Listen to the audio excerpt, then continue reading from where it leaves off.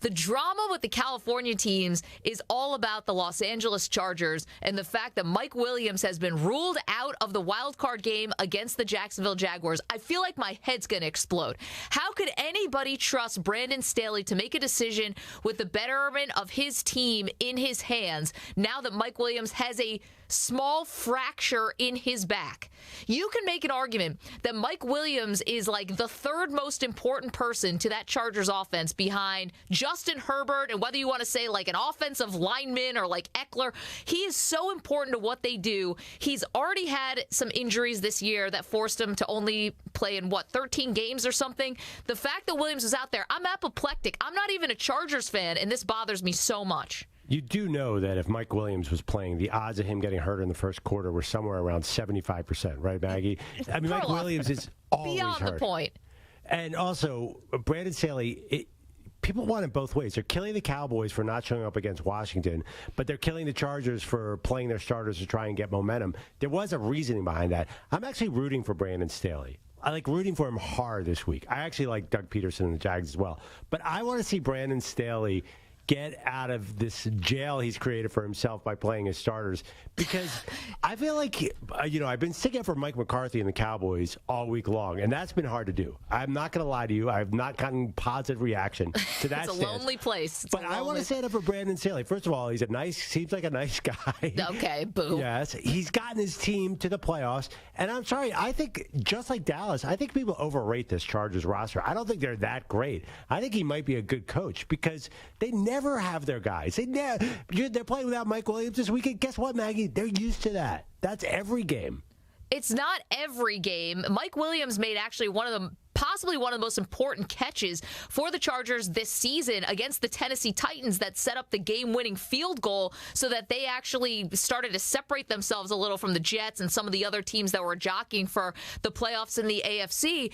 And he's a guy who's on every level, right? He's a threat. And yeah, he doesn't have a lot of touchdowns this year, and I know that he's been injured, but you're now going into this game, which, by the way, you're favored for 2.5 points on the road, and you don't have nearly your complement, and we all know that the team looks a lot different when Mike Williams isn't there. Like, all due respect to Keenan Allen, I don't think Keenan Allen is keeping defensive coordinators up at night in the same way that Mike Williams is. And, here's the thing about Staley. You want to say congrats, you made the playoffs. I mean, you have one of the top 5 quarterbacks in the league. You have a roster that, maybe is a little top-heavy, but this is a good roster that should definitely be a playoff team, Perloff. You can't give them pats on the back just for making it in when 7 teams make it out of the AFC. Of course Justin Herbert should be in the playoffs. Yeah, he should, but, I mean, listen, he's lost so many players to injury. And Mike Williams, Mr. Great Mike Williams, so good. He's very good in the red zone.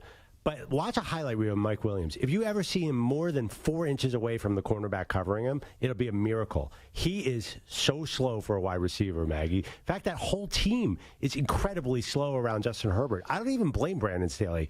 Why did they build such a bunch of dinosaurs around Justin Herbert? I think they need to reinvent that whole team, get speed in there. In fact, I'm not going to say it's a rebuild. I would do a partial rebuild around Justin Herbert, and I'm fine with Brandon Staley. The team plays hard for him. Yes, that was a mistake, no doubt. I'm not sticking up for that.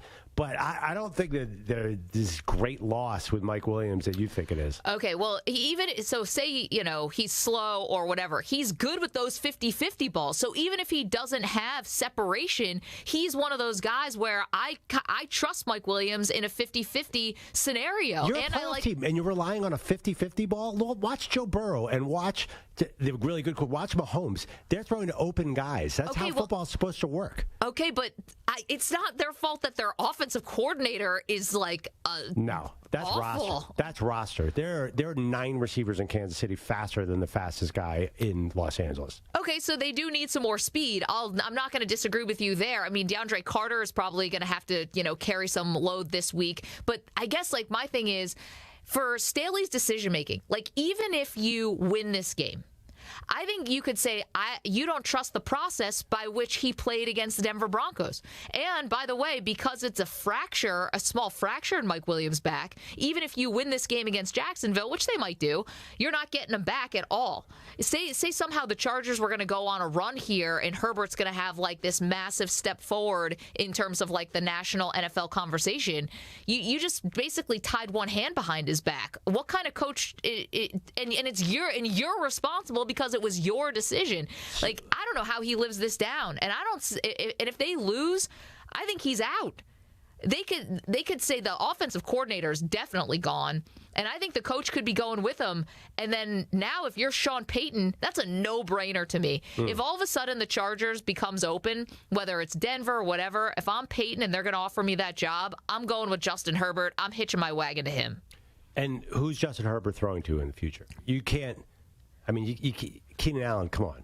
Rosters can change. Can change. Mike Williams, come on. I mean, it's been kind of a failed experiment. You're right. He's great when he's on the field. I don't know. And also, Joey Bosa wasn't there this year. They still won 11 games, Maggie. I mean, that's impressive to me. Their best player. Can you imagine the Niners without their Bosa brother? The Chargers still hung in there without theirs, which is incredible. Yeah, the other thing, too, Sean Payton, you're going to talk about the Chargers are, in my opinion, do not have a well-thought-of ownership group. Whereas the Broncos, I think, is very exciting to many coaches. Yes, there might be a differentiation in like checkbooks there. Yeah, I think the Walmart people probably have like several more zeros on the end of their bank accounts than I think the Walmart. I think they might have more money than the rest of the owners combined. I thought you were going to say than God. They might have more money than God. I think I saw the ownership group worth $65 billion. Are all the other owners together worth $65 billion? I'm being serious. No, I think that's a fair question. I don't know how much like an Arthur Blank is worth, but I think Denver is a great place to live, and you have that ownership group, and you kind of have some talent there. I don't know. The Chargers are complicated. And have the Chargers ever competed for the top coaches?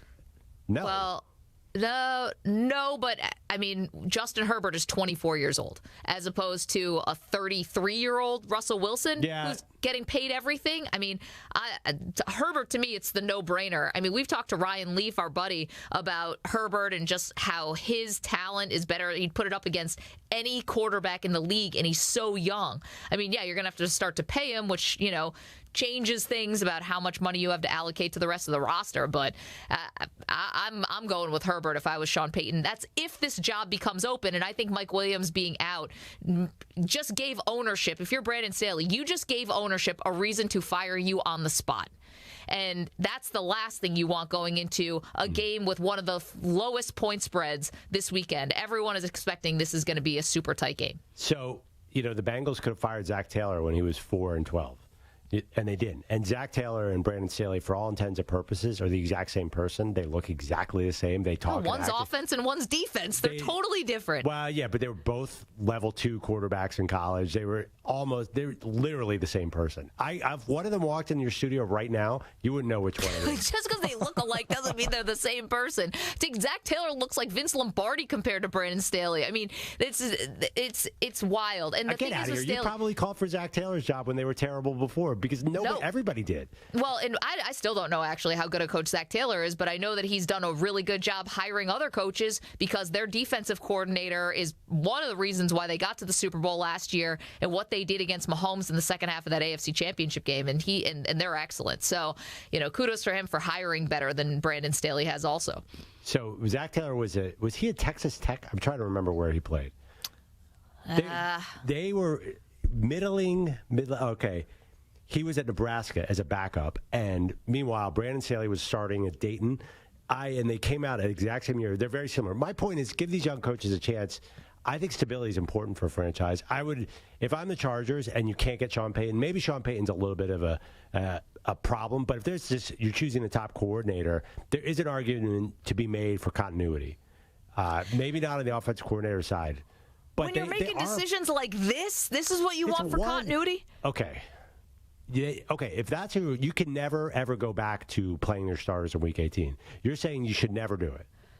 Once you've clinched and you clinched before. I know you said that they all warmed up, so they had to get out there. Once you were solidified into that 5th spot, and there was no chance that outcome of the game was not going to determine anything for you. You take a guy who had only played 13 games that season, or 12, I guess, going into that game, and you take Joey Bosa, and you take anyone else who'd have a hangnail, let alone the possibility for a back injury, and you tell them, we'll see you next week. Take a seat, grab a Gatorade, and enjoy the view. So what happens if they did that and lost, and everybody would be like, oh, you did a Peyton Manning Colts, and you got the team super rusty? Everyone would understand. Like, hey, this guy's been battling an injury. We're going to sit him this week. Be like, yeah, that's actually really smart. I mean, I can't imagine the defense for playing him. Brandon Staley said some gobbledygook this week. It didn't mean anything. Talking about momentum, well, that backfired on you because you lost the game. You didn't even win against the Broncos. It's doubly bad. You played your guys who are injury prone. They both got nicked up. Williams worse than Bosa, and then you didn't even win the game. Well, Congrats. Chase Daniel was most of the second half, so that's... So Herbert played into the third quarter. Yeah, it was ridiculous. Okay, so who cares if they won or lost? You're right. You can't say that they shouldn't have played Mike Williams and then say they didn't build momentum. The point is, no. The Cowboys thing is different, Perloff. Yeah. The Cowboys thing was different because the Cowboys at the time they played, I know that the Eagles were massive favorites over the Giants, but they're technically they were still alive at the time they were playing 1:00 Eastern to try and win the NFC East. That was still on the table. The Chargers, when they kicked off at 4:25, nothing was on the table for them. I totally understand, but I don't know. Some coaches like to get momentum. Some coaches start in week 18. He's not the only coach who's ever done this, and also those players probably asked to play. I'm sure Mike Williams has some contract reasons he wanted to be out there. I'm sure he demanded. That's why you're the coach. You're the one who's got to be the adult in the room. Be like, you know what? Is this important, this meaningless Week 18 game against a team that's the Broncos? Or, I don't know, next week when we play Jacksonville for, a winner-go-home playoff situation. Well, I mean, yeah, but coaches want to hook up the players with the contract situations. You see that all over the league. That's important. But what's more important? Like, I don't think and even a player, that would tell you a lot about, and first of all, we don't even know if Mike Williams, this is even part of it. This is speculation on our part, 100%. But if you have a player who says, I would rather get a contract, hit a bonus, even though it's going to risk my health in the playoffs, I don't want that player on my roster anyway. One more question. If Brandon Staley wins this game, his decision was just as awful, so you would still think that they should move on? Definitely. The process is flawed. Like, that we talk all the time about process versus results, and coaches love to spout this, right? What process. If it's 2 games? 2 games might be hard. You make it to the AFC Championship game, that's going to be hard. Hard, but I mean, if you're the owner, you would still let him go. I do not like that situation. Do you think they're making it to the AFC Championship game? No, I mean, they are favored this weekend. They could win this game. It's going to be tough.